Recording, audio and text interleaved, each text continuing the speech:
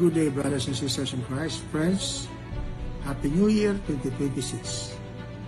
Natapos na naman ang time ng year 2025.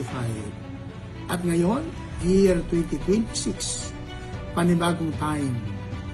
For this year 2026, don't waste time in not so much important things.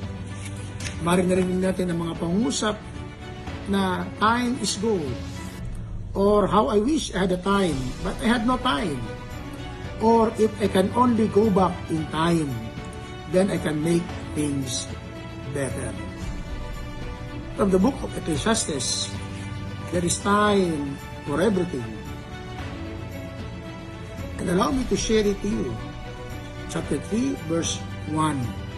There is an appointed time for everything, a time for every affair under heavens. Therefore, my dear brothers and sisters in Christ, spend time with God in prayer. Spend time with family and loved ones. Spend time to serve the church and the community. Offer your time to the Lord, for He is the author and giver of time.